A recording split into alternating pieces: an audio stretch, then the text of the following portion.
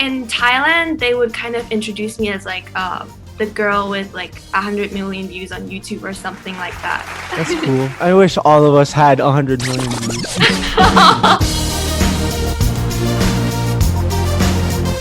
Hi guys, I'm Jannine Weigel from Thailand. And I'm Darren Espanto from the Philippines. And we're going to answer some quick questions for all of you watching. Here we go. My nickname, like in school or something? I don't think I ever had a nickname, but like I think at some point like in middle school or something, some of my friends would call me like Omo, which is kind of like a detergent brand, which like makes makes your clothing really white because of my skin color. Like I was like palest in my class. So I think like that would be closest to like a nickname that I can think of right now. In Thailand, they would kind of introduce me as like the girl with like 100 million views on YouTube or something like that. I wish all of us had 100 million views. No, but yeah, my nickname, I didn't really have nicknames growing up either, but when I got into showbiz, like my team would just call me D or Da for short. And then my moniker, when I joined the Voice Kids, before I would go on stage, they would call me D Total Performer, like D as in my name, and then Total Performer, Darren Espanto. So there's that. Yeah. My birthday is on the 30th, July 2000, so I'm 20 right now, and my zodiac sign is Leo. What do they usually say about Leos? Like, what are traits? Do you know? From what I heard is like they're super self-absorbed, so I don't know how to feel about that. But yeah. Yeah. I guess it depends on like the people too. Like I feel like a lot of people are like they either love Leos or they hate Leos, basically. Yeah, I don't feel like you're one to hate, you know? Or one to be hated. Yeah, your personality is very bubbly and all that. So, yeah, I don't think the Leo stereotype fits you, basically. Yeah. I feel like a lot of people are like, you're a Leo? No way.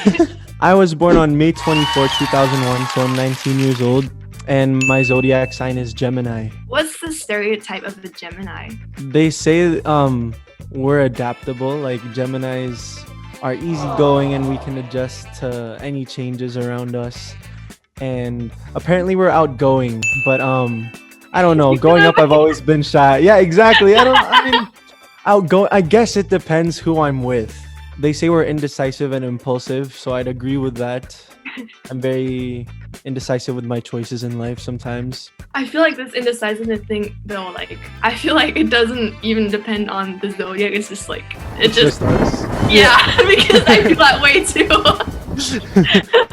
Like if I order something off a menu, I take ages to like be like, so like what do I pick between a sandwich and a burger? Mm-hmm. Even though even though I've been to the restaurant before, I'm like, oh no, here we go again.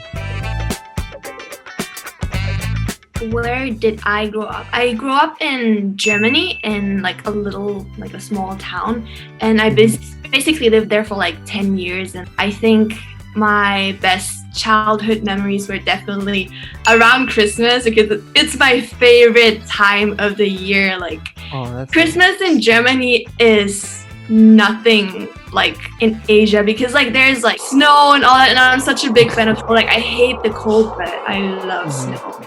And they have like night markets in Germany as well. So like it's just like really pretty in the movies. Yeah, you can really feel the Christmas spirit. Yeah. The spirit, yes, exactly. Yeah, I'd agree with you because I grew up here. I was born and raised in Calgary, Canada. And here, the snow is also crazy. And I love doing winter activities, you know, skiing and also going sledding with my family and stuff like that. Tobogganing. Also, yeah, the lights, like all the houses and the night markets and stuff like that. So I can definitely relate. My hobbies are like, if I stay at home, I do a lot of drawing, but I just recently got back to ice skating. I used to ice skate when I was younger, like 8 to like 10 years old back when I was in Germany. So I haven't skated in 10 years until a few days ago I got back and I was like, oh, this is like so weird, but in some way like I kind of remembered how to skate, so it was fun. For me, my hobbies, I don't know, I guess photography and videography as well. Growing up, I liked taking pictures, but then it was only like till last year, a few years ago, where I was like, I want to learn more like about photography. I guess that's one of my hobbies and interests. If I weren't an artist, I think I would have liked to become a designer, because my mom used to be a designer before, so like I kind of like looked up to her. But I think I probably would have become maybe like realistically a swimmer instead, because my dad really pushed me on that. I used to competitively swim for like 4 years, so like Wow. I was like, okay, I'm probably gonna do that as a job or something. Dang, imagine Jannine Weigel in like the Olympics or something. If I wasn't an artist, I would be in school right now. I'd be in college or university. Well, I still am, but I mean, like, I'm a normal guy, just walking around and stuff. Still have my privacy. What do you want to be? Like, ideally, like, if you weren't a singer. If I wasn't a singer, I would take up something in like the medical field, because both of my parents are also registered nurses. And when I was a kid, I was like, I want to be a cardiologist, because it's learning about the heart and stuff like that. But then later on, when we would do, biology, and you would see how many veins are in the heart and stuff like that, in the arteries, and like, yeah, never mind. I feel like I wouldn't be able to get all of that in my head. I find it fascinating watching videos of stuff going down like that, like surgeries and stuff. Okay, my first impression when I met you, our rooms were next to each other at like a TV station or something, and like I heard you singing or like kind of like doing voice warm-ups, and I was like, oh no, damn, like this person can sing. When I actually met you and like greeted you, I was like, you're super tall. And I felt like a smurf. Like, I know I'm not like that tall. When I sit next to you, I was like, when we took that picture, yeah, I remember that. My first impression of Jannine, I was like, oh, she's so nice. And her overall aura, her vibe is like, she's so easygoing, and you can be friends with her so easily, and it was really nice to meet you. But when you mentioned that you could hear me, because I was in the dressing room beside yours, I was like, oh no, that's so embarrassing, because I was so nervous for the song I was going to perform that I kept rehearsing it. Yeah, I didn't know Jannine was listening. I could not tell that you were nervous. We were just like nailing it. Thanks. I mean, I still get nervous each time, but yeah, it was definitely nice meeting Jannine, and it was a shame that we couldn't hang out after work. Yeah.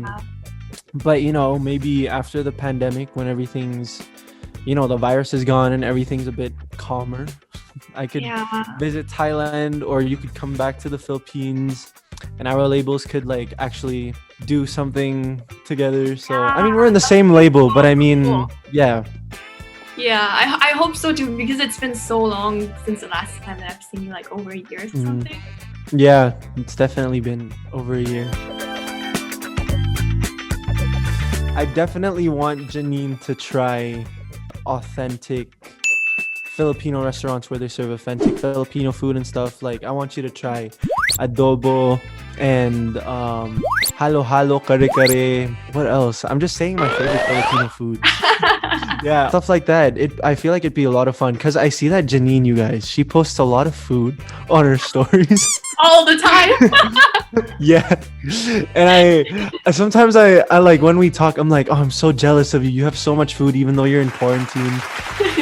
Yeah, it's great. I also want her to try balot, which is like an exotic Filipino food. I honestly couldn't take it. I know that a lot of people enjoy it. Like, I'm not trying to like put anyone down who likes balot, What is it's it? really cool. Like, so something? it's a duck egg. So the fetus is still intact in the egg. So like, I heard of the one. when I ate it, I like kind of dissected it. There's a duck, it's edible because it's not really formed yet. So the bones aren't as hard yet, and definitely an experience. I'll call it that. I don't know how to describe it, so I'll just call it an experience. Yeah, but those are some of the things that I want you to try here in the Philippines. And of course, visit our beaches, because the Philippines, you don't even have to go to I can't even think of any other beaches outside of the Philippines. Like people from different parts of the world come to the Philippines just to visit our beaches there. For me, like the main thing that I can think of is also food. The cuisine is very different. There's like, for me, my personal favorite is Thai northern cuisine, which is like it's, I don't even know how to describe it. There's this thing called nampik num, which is something we like it's kind of like a chili paste, and you dip like vegetables. I don't know if you like vegetables, but like it's pretty good. And sai ua, which is a type of sausage that is so good. Oh my gosh, I can't speak. But it's like my favorite. And I think maybe also bring you to the temples. Like for me, I'm a Christian, so like I don't really go there. But like if you just look over like the fact of religion and all that, it's just like the temples are really pretty. There's some temples, I'm not sure what it's called because like I obviously don't go there. But I think it's also in the northern part of Thailand. I think Chiang Mai, where it's like it's all made of glass, and when the sun actually hits the temple, it's like glimmery, it's really pretty. Yeah. Oh wow. I want to go there. I mean, I've been to Bangkok. I went to Bangkok last year, but I was only there for 3 days.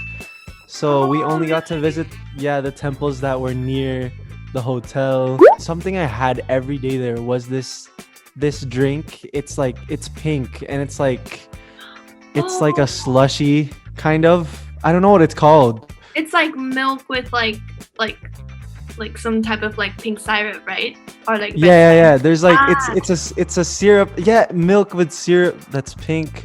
I loved it. Should I go first? Yeah, I mean, it's up to. I mean, sure. The thing that I like most about your latest single is that, like, just the fact that it's about like Christmas, Oh, thanks. Because I'm such a big and I love everything that is about Christmas. And of course, like, your vocals were so good as always, like kind of like a Christmas banger. I would say.